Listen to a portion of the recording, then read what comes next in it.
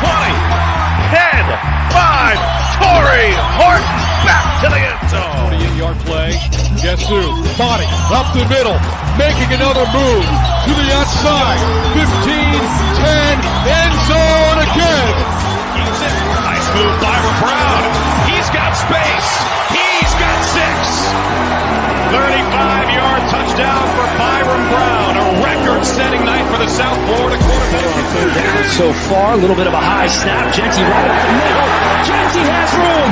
Ashton Genty, give him 6. Second and long. Lagar tries to pin it in. Ramos, it does. Ramos stays up. The Suns offense 4-3 wins. Incredible effort for Ramos. The G5 Hive. All G5, all the time. Welcome to the G5 Hive Live. We are excited to bring you the G5 college football coverage you love each and every week. I am Luke, and I'm joined by my co-host, Justice. Well, if you're watching us on YouTube, please hit that like and subscribe button. If you're watching us on X, please give us a follow, a like, and a retweet. And if you're listening to us in podcast form, please rate and review. And don't forget, the G5 Hive merchandise source is now live. The link is in the YouTube video comments as well as pinned on our X page. There at the bottom of the screen. If here we go. Find it. There we go. All right. It is right there.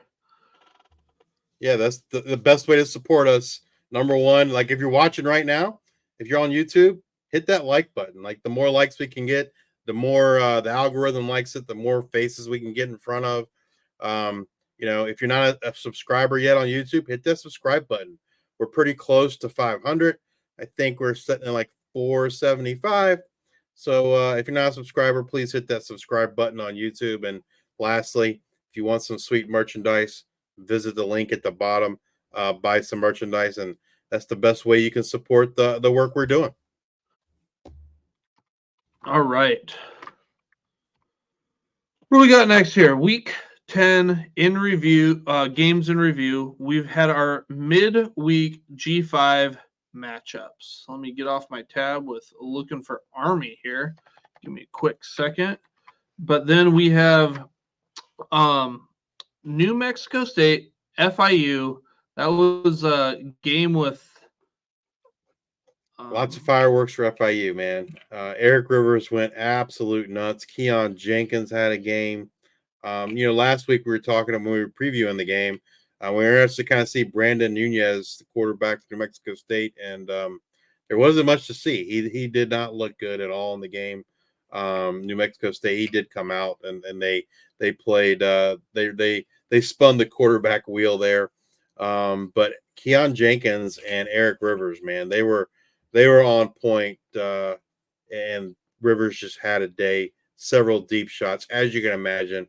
When you almost have 300 yards receiving, you're catching the ball pretty deep. And just amazing game by Rivers. Shout out to FIU, and they had the retro uniforms, the retro field. A couple weeks ago they had the Vice logos, right? This week it was the old Sun Blazers logos. Talk about like just a difference in weeks between like that, and I think it was Sam Houston where it was kind of a rock fight there for a while. Two different teams. Yeah. But FIU, great game by Eric Rivers and Keon Jenkins. All right, then we had Louisiana at Texas State. Louisiana pulls out the 23-17 win. Ben Woldridge, 18 for 28. 252 yards passing, 1 touchdown. Washington had 94 yards on the ground with a touchdown. He busted a long one for a touchdown run. I think that was 64 yards if I'm remembering right. 60-ish. But that was Texas State.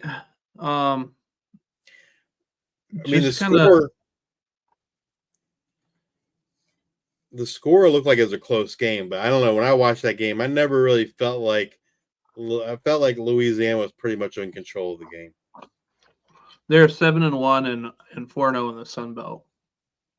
The next game, Season for Texas State. Louisiana Tech at Sam Houston. Sam Houston Game wins was a ugly. barn burner. Oh my End God, of it the was first, ugly. end of the first quarter. Just how you marked it up, 3-2 in favor of Louisiana Tech. Ends up 3-9. Sam Houston is able to get a touchdown in the third quarter. Ducker pretty much was a man to lean on there for Sam Houston. 13 carries for 72 yards and a touchdown, but it was that Sam Houston defense. That was the story of the game. The Sam Houston defense. They played phenomenal. I mean, I don't even remember. They had a lot of sacks. They had a lot of turnovers. I remember twice, like Louisiana Tech got down there, like and burst in goal, and they turned them over twice, man. And yeah, that Sam Houston defense is pretty damn good, and that's definitely the reason why they won the game. Just think about this team Hunter last Watson year. got knocked out of the game again. Yeah, we did not have that in the injuries. He got knocked out. That was a shoulder injury, but they've got a bye this week, but it sounds like he should be good to go when they come back, at least hopefully. But yeah, talk about last year, Sam Houston, and then to this year, they just lost a lot of those one-score games, and it kind of reminds me in the NFL-wise, the Minnesota Vikings. What was it? Maybe like 2 years ago when they just won every one-score game that they had. But yeah, going into our Wednesday matchups, we had Jacksonville State get the win over Liberty. Liberty's now 3-2 in CUSA. Salter, 12 for 25, 147 yards passing, 1 touchdown. But it's all about Trey Stewart. He had a 75-yard touchdown run in this one. Yeah, it's 27 carries for 232 yards and 4 touchdowns. He very well could have been offensive player of the week for either one of us. And then beating Liberty, at Liberty. Big game there for Jacksonville State. They are now 4-0 in CUSA. Yeah, that run game looked strong. Liberty had no answer for that running game. I don't understand, or I don't know what it is about Liberty this year, because they didn't lose a lot from last year's team, but it does not look anywhere close to the same team. There's got to be something going on that we just don't know about. But man, they don't even look close to the same team. They haven't looked great all year. They've lost 2 games in a row. They still have to play Sam Houston, and yeah, not a good season for Liberty. Certainly not meeting what their preseason expectations were. They still got to play Western Kentucky too, so that they could. It's quite possible they could have 4 losses in conference, which I don't think many people would have predicted. No. Then we had Kennesaw State coming off of their first one of the season against Western Kentucky. Western Kentucky wins this one 31-14. Western Kentucky also 4-0 in Conference USA. Felt Camp 17 of 22 for 276 yards, 3 passing touchdown. Elijah Young, 15 carries, 114 yards on the ground. They've been running the ball pretty well this season, which is kind of something that we're not really used to seeing, at least in the last, I don't know, 10 years-ish. It's been a while. It's been a while. It's probably been since Brian Brown was there, or Jeff Brom. I forget which Brom brother was there, but that was probably the last time where they had a really functional running game. All right. Then our Thursday matchup, we had Tulane pulls out the nail biter, 34-3 win over Charlotte. Tulane 5-0 in the American, 7-2 overall. Mensa, no passing touchdowns, but 21 of 29 for 214. And then Mekhi Hughes, the guy here for just riding the wave in through Charlotte. 27 carries, 117 yards, 2 touchdowns. Mario Williams also adds in 96 yards receiving. He is the Oklahoma transfer via USC, now over to Tulane. Yeah, But this yeah, wasn't. this is not really in doubt. No, it was Halloween night. I watched it while I was handing out candy. It was not an exciting game at all. The first half Tulane, was spooky, 10-3.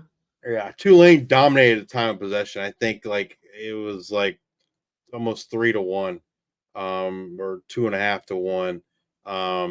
Deshaun Purdy, who looked good against Memphis the week before, got the start for Charlotte, and he didn't look so good. He looked like a freshman, and they also spun the quarterback wheel, and Max Brown came back in as well, and so.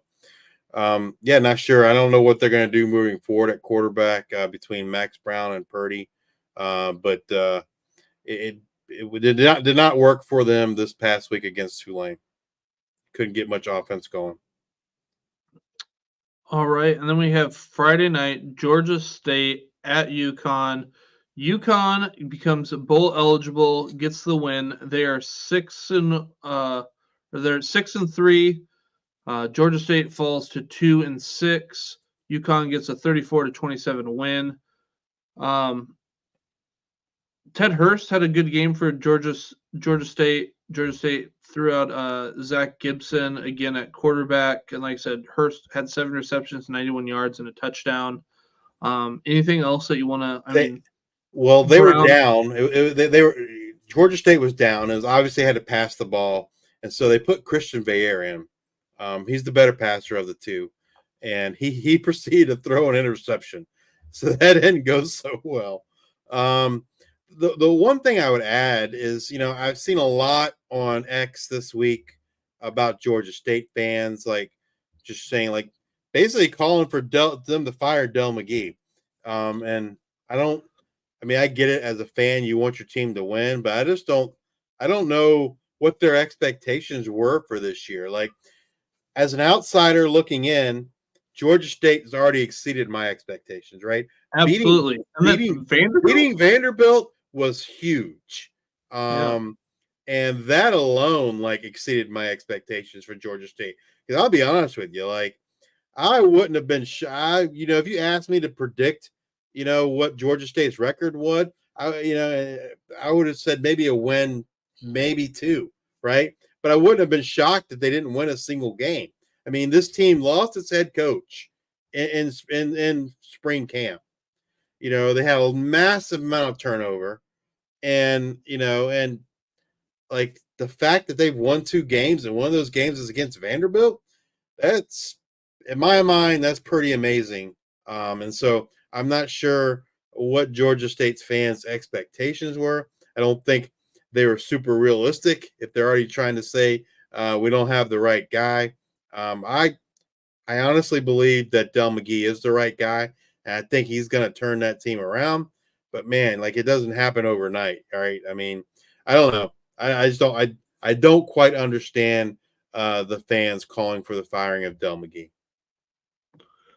All right, then we had South Florida at Florida Atlantic in the handshake that never happened, heard around the world. South Florida wins 44-21. They put up 24 points in the third quarter. Cam Farringer had 306 yards passing, a touchdown.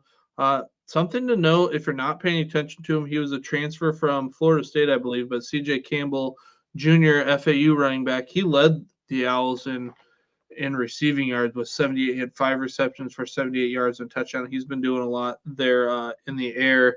But Wright, running back out of USF, 17 carries, 117 yards and a touchdown. He led this offense with no Byron Brown.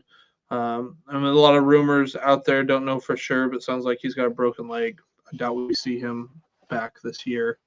But I see South Florida leaning more on the running game going forward. I have to give some props to Bryce Archie. Like I'm not a Bryce Archie fan. He played well in that second half, right? After watching the first half, I was like, man, like where's my boy Israel Carter? How come he can't get any playing time? Bryce Archie came out in the second half, played lights out.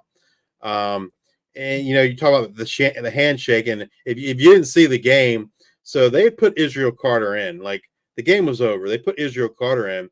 Well, it's like 4th and, I don't know, 3 or something like that. And the game was over, but they didn't want to punt. South Florida didn't. They took Israel Carter out of the game. They put their starters back in the game to convert that 4th down, and then they run out the clock. And I'm sure that's what Tom Herman was not too appreciative of. But if you remember when these two played last year, Florida Atlantic kind of ran it up against South Florida, and so there's definitely some previous bad blood and the beginnings of a serious rivalry between these two teams. And rivalries are good for football. So, especially in the state of Florida. Then nightcap had Boise State, San Diego State. Boise State is able to barely pull this one out, 56-24. Ashton Genty had a human game. Well, had the first half. They shut him down in the first half. It was all the Maddox Madsen show. Do you think so? Mad Baxton had 307 yards passing, 4 touchdowns. Caples had 3 of those touchdowns. Genty had 31 carries for 149 and 2 touchdowns. Do you think that, I feel like this is back-to-back, quote-unquote, normal-ish games, down games for Ashton Genty? Do you think these 2 down games prevent him from winning the Heisman? Unfortunately, yeah. I mean, he needs to start getting back to the 200 plus games to have a shot. I mean, they were up pretty big and they left him in the game to get him to where he got to. But I mean, I want to say he only had like 35 yards at halftime, I think, something along those lines. And they were up big, and they left him in to kind of help him get the stats that he did get. They did pull him late in the game. I expected they were just going to leave him in. And I'm sure it's a difficult balance for Boise State, right? They have aspirations of going to the playoffs, making some noise in the playoffs, but I'm sure they want Ashton Genty to win the Heisman too.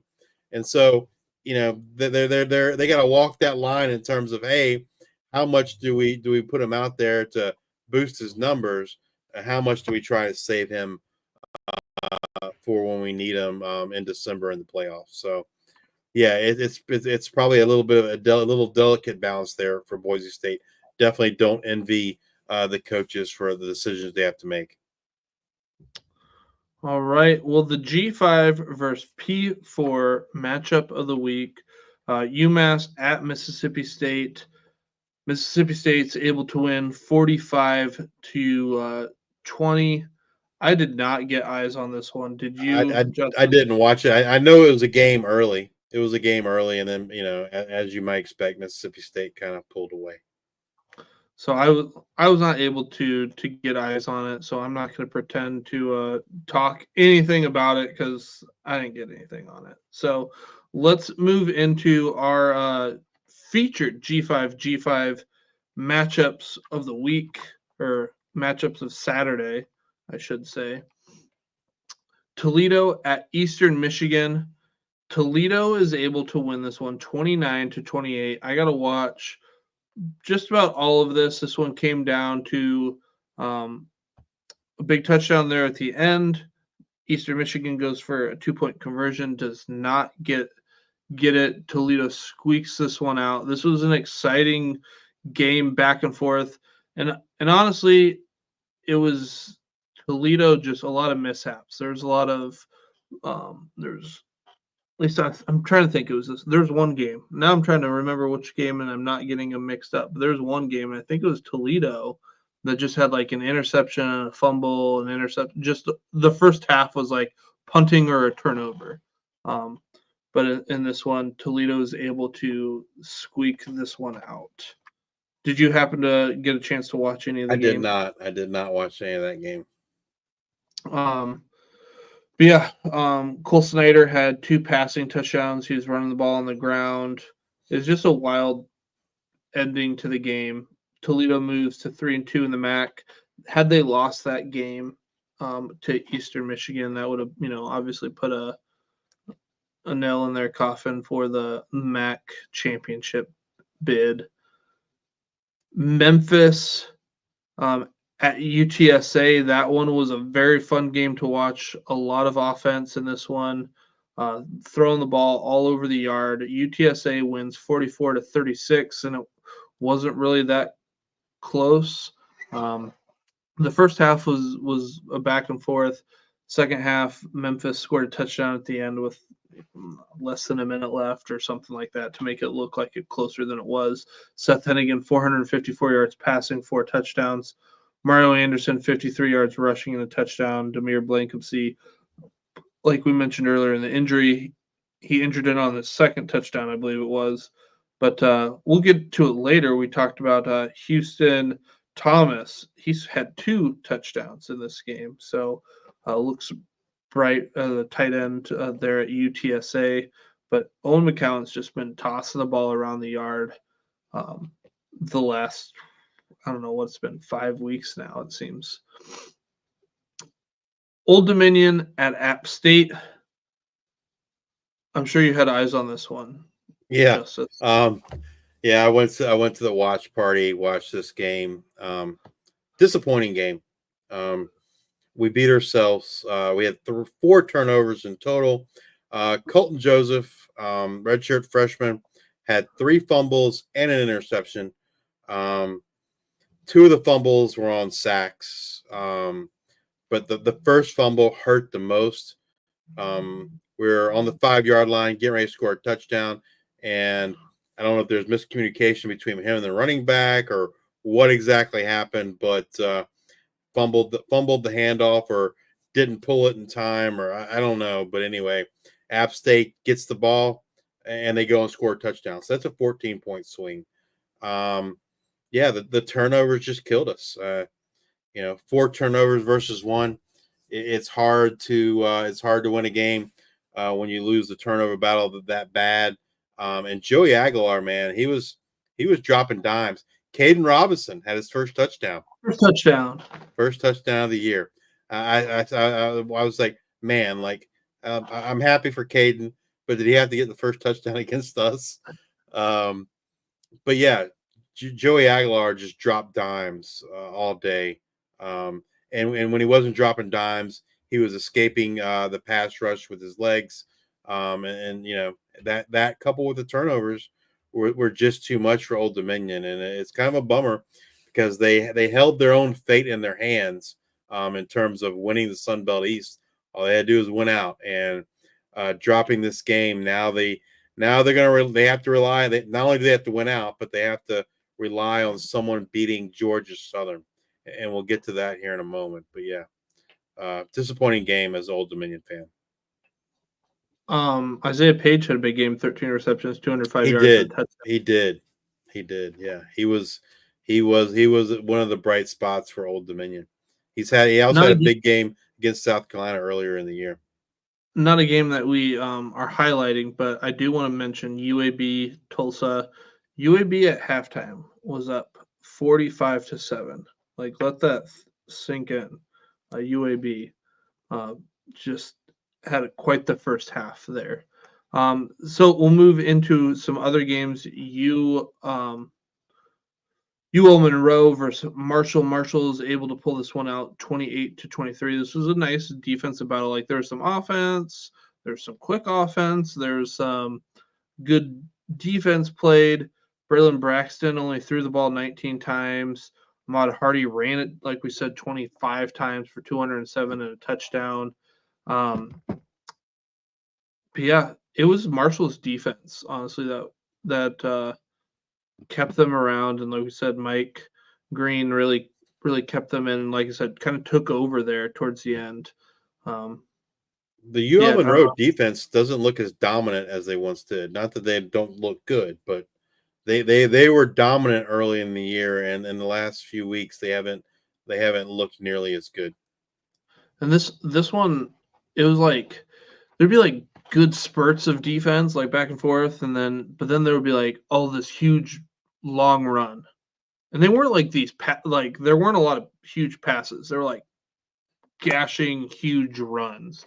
So it was like I'd almost say it was like the perfect game in the sense of just like overall football, because you've got like the pendulum of like, oh, I want just this hard nosed defense rock fight type thing of like 3-0 would be my favorite game, and then like I just want this huge offensive output, just touchdowns scored. This was like it had like those big huge plays, but also had really good defense altogether. This was a fun game to watch. Georgia Southern at South Alabama. Man, South Alabama. It has been. I don't know if there's a name yet for Georgia Southern. If they're like the cardiac kids or what they are. Like they've just had some games there at They the were, end. yeah, they were down what 20, or they scored 20 unanswered to win this game. I guess it was, yeah. Yeah, I mean, yeah. So South Alabama, like, so it's 14-13 Georgia Southern. South Alabama then scores 17 points in the third, and then Georgia Southern scores 20 in the fourth to come back, and it was a crazy game. It was a crazy game. And for the most part, like South Alabama just kind of dominated a lot of different things. Um, had a leading rusher, Bullock, 101 yards in the game. Pritchett had 107 yards and a touchdown receiving. But yeah, Georgia Southern able to do enough. Josh Dallas came up with some big plays in different times in this game. And if I'm not mistaken, I think Cobb tried to throw a touchdown pass. I don't know if he yeah, I converted think or so. not. I think you're right. Like It, they got a little tricky in there. Yeah, it was a good game, and it was like one of those that like I switched it and then came back to it because I was like, oh, like what happened here? It caught my attention. I had 4 different games on, one on my big screen, and then 3 on my computer monitors. So it was kind of a, I was obviously rooting for South Alabama as an Old Dominion fan, because I need Georgia Southern to lose again. And they play. Oh gosh, they don't have a tough schedule. They have 3 more conference games. I know it's Troy and App State, and I can't remember who the other. Maybe it's man, I don't remember. Georgia State. I don't remember who the other one is. But anyway, like I kind of pinned my hopes on App State beating them the last game of the year. Hopefully, App can Troy pull it. at home versus Troy, then they go to Coastal, and then they Yeah, it's have App Coastal. State That's home. right. Yeah, Troy and Coastal do not look good. And so I don't know. To me, when Gio Lopez got hurt, I was kind of bummed. I was like, man, this is probably going to give the game to South Alabama. But shout out to Georgia Southern bouncing back and getting that W. All right, and then we end our look here at Week 10 with Colorado State at Nevada. Colorado State becomes bowl eligible, wins 38-21. They're 4-0 in the Mountain West. Brendan Lewis did come back for Nevada, had 252 yards passing and a touchdown. He also had 109 yards rushing and 2 touchdowns. So man, if he wasn't back this week, I'd hate to see what that score was. But Colorado State ran the ball again, and like I said, they had. I don't know if the majority of people would have thought Colorado State were going to be bowl eligible this year. I know I had them in my conference championship, but I would venture that most people didn't see Colorado State having as good of a year as they're having. Yeah, one game before we stop talking about Week 10, one game that we did not have on, and it ended up being quite a game, was that Wyoming New Mexico game, man. Like Yeah, there's like 49, 70 points at halftime. 49-45. Crazy. Devin Dampier rushed for over 200 yards and then 3 touchdowns. Man, that was just a crazy game. A lot of That scoring. was all offense, no defense, and that defensive line for New Mexico just was not able to stop any runs. Like they got manhandled there there at the end of the game. And at one point I think New Mexico was down by whatever it was, 3 or whatever, and it just kind of felt like whoever had the ball was going to score. And I thought New Mexico was going to go down and score. There must have been like a 3 or 4 point lead and win the game. And it was a strip sack fumble recovered by Wyoming, and Wyoming goes on to win the game. And Caden Anderson got his first start, had a good game for Wyoming. They could have also got a couple stops, but yeah, the defensive line just got moved around there, especially at the end of the game. All right, that's going to do it for the show this week.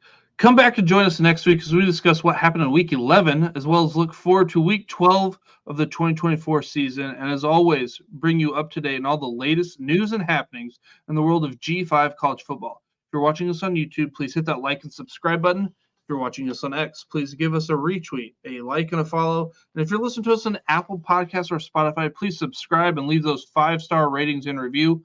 Thank you all for your support. Until the next time, we are the G5 Hive. Loco, loco, loco, and you're